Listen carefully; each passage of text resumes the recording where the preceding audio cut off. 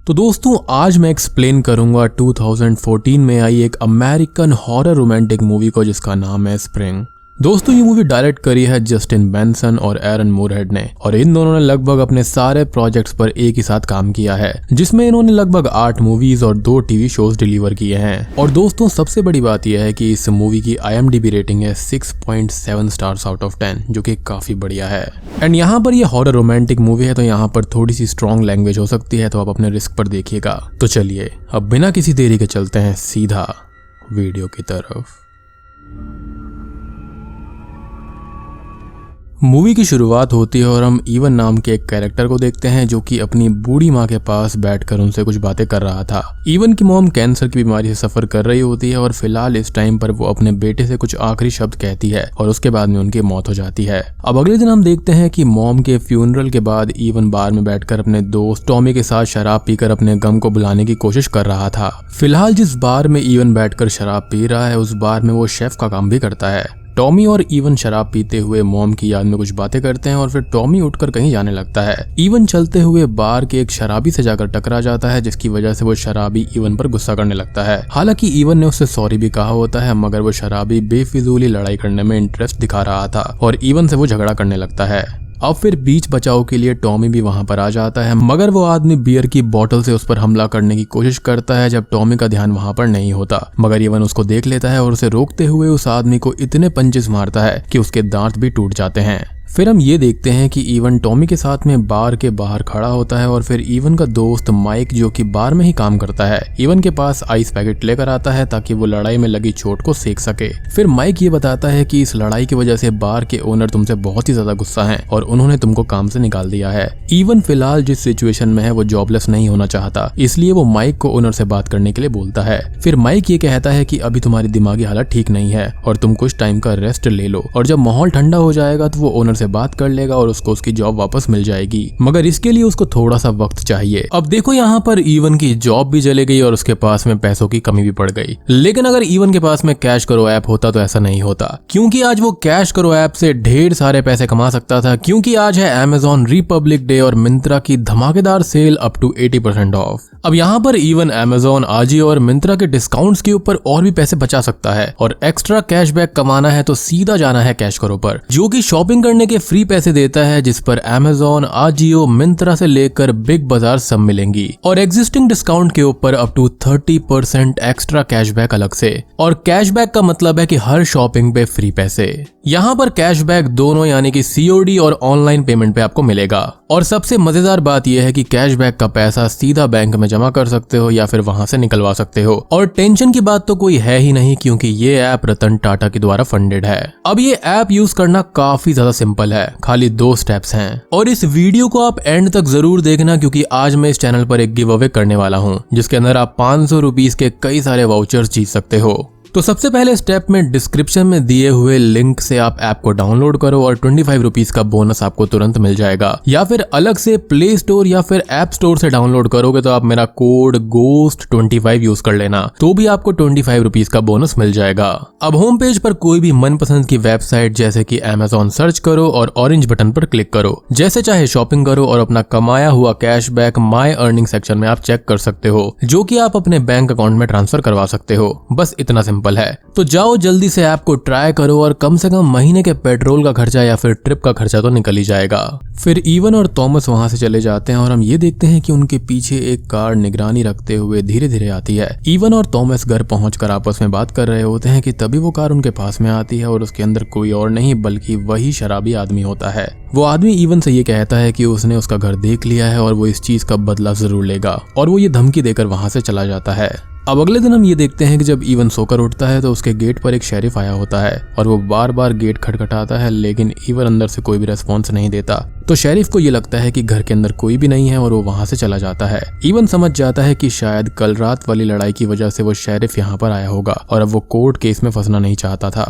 Even अब जल्दी से रेडी होता है और एक एजेंट को फोन करके ये कहता है कि मुझे कहीं की भी फ्लाइट दे दो जहां पर मैं घूमने जा सकता हूं। और इस तरह इवन कैलिफोर्निया से भागकर इटली चला जाता है। फिर इवन इटली में थोड़ा इधर उधर घूमकर टाइम पास करता है और शाम को जब वो एक हॉस्टल में स्टे करता है तो वहां पर उसको दो लड़के मिलते हैं जिनके नाम होते हैं सैम और थॉमस। दोनों ही मस्तीखोर लड़के होते हैं और हॉस्टल में इवन की उनसे अच्छी खासी जान पहचान हो जाती है। वो दोनों इवन को कहते हैं कि कल वो कोस्टल एरिया में घूमने जा रहे हैं और वो इवन को भी साथ चलने के लिए बोलते हैं।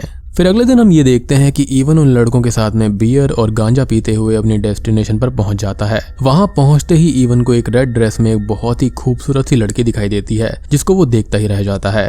फिर जब वो अपने दोस्तों के साथ में रेस्टोरेंट में ड्रिंक ले रहा होता है तो उसे वो लड़की वहां पर दोबारा दिखती है और इस बार वो उसको अप्रोच करने के लिए चला जाता है। लड़की का नाम यहाँ पर लुइस होता है और वो इवन से बात करने के दौरान डायरेक्ट पॉइंट पर आ जाती है और इवन को ये लगने लगता है कि वो कोई हुकर है यानी कि प्रोस्टिट्यूट है। मगर इवन उसे पहली नजर में ही देखकर पसंद करने लगता है और इसलिए वो उसको एक डिनर विद वाइन के लिए पूछता है और लुइस हंसते हुए ऑफर को रिफ्यूज कर देती है और वहां से चली जाती है।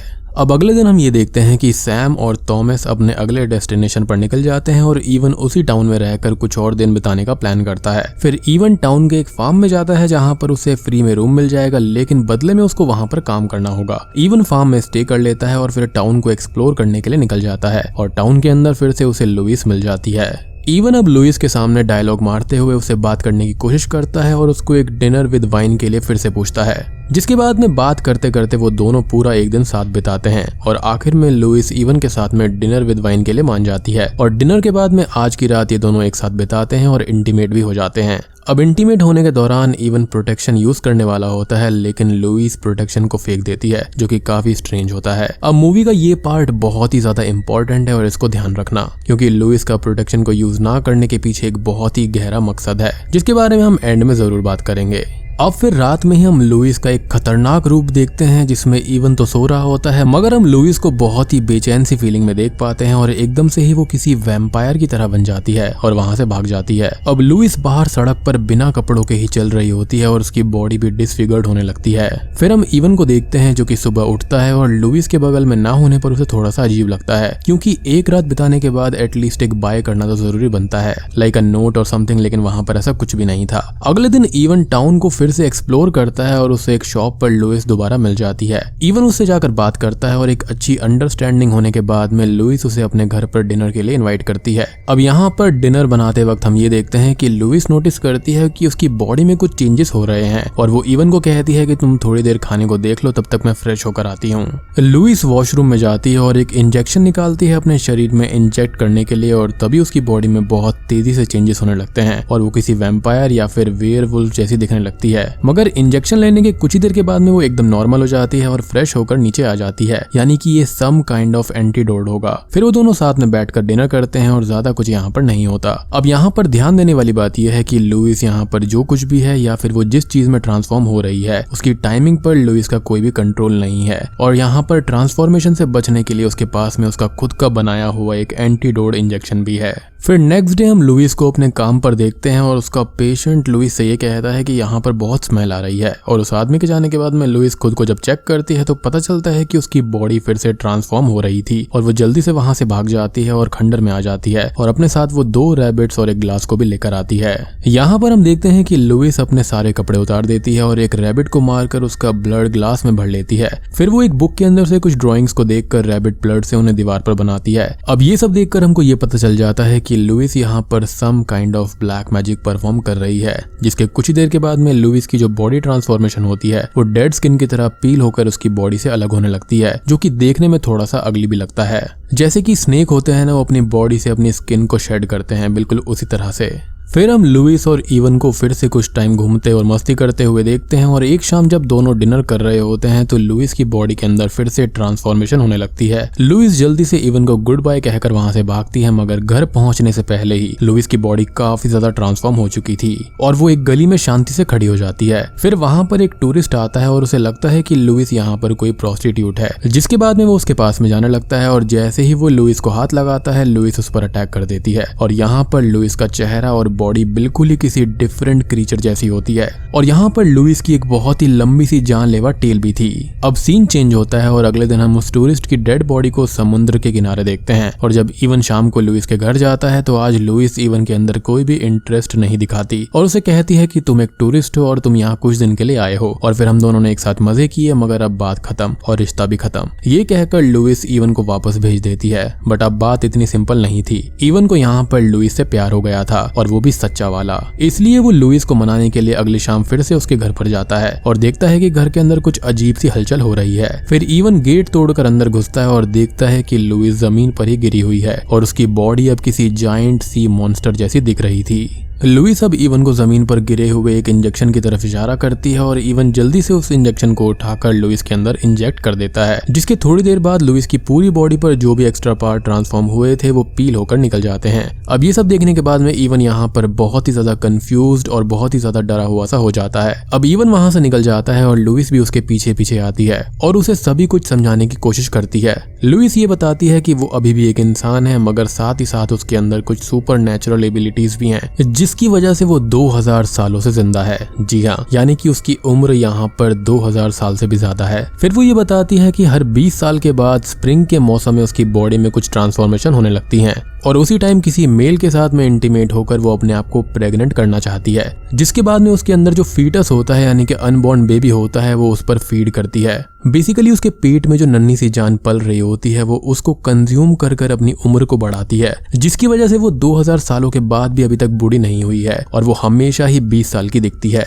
यानी कि ना तो वो यहाँ पर वैम्पायर है और ना ही कोई सी मॉन्स्टर है। और ऐसी एक ही क्रीचर या मॉन्स्टर या फिर डीमन है जो कि इस तरह की प्रॉपर्टीज को शो करती है, जिसका नाम है यहाँ पर सक्यूबस, जो कि मर्दों के साथ में इंटीमेट होती है और उसके बाद में उसको मार डालती है। या फिर एक और तरीका है कि यहाँ पर जो भी उसको सेक्सुअल प्लेजर देता है और उसका बेबी उसके पेट में होता है तो उसके फीटस पर वो फीड करती है और खुद को यहाँ पर बहुत लंबे समय तक जिंदा रख सकती है। खैर ये सब जानने के बाद में इवन शॉक्ड हो जाता है और लुइस से ये कहता है कि मैं तुम्हें अब चाहने लगा हूँ और क्या तुम्हें ठीक करने का कोई रास्ता नहीं है। तभी लुइस एक बात बताती है कि जब भी वो किसी से प्यार करती है तो उसकी बॉडी में एक केमिकल जनरेट होता है जो कि उसकी सुपर नेचुरल एबिलिटी को खत्म करने लगता है और अगर उसने प्रेग्नेंट होने के बाद में किसी से प्यार कर लिया तो वो अपनी सुपर नेचुरल एबिलिटी को खो देगी और बच्चे को जन्म देगी और नॉर्मल मॉर्टल यानी कि इंसान बन जाएगी। और यही रीजन है कि वो किसी से प्यार के चक्कर में नहीं पड़ती, क्योंकि वो इमॉर्टल रहना चाहती है।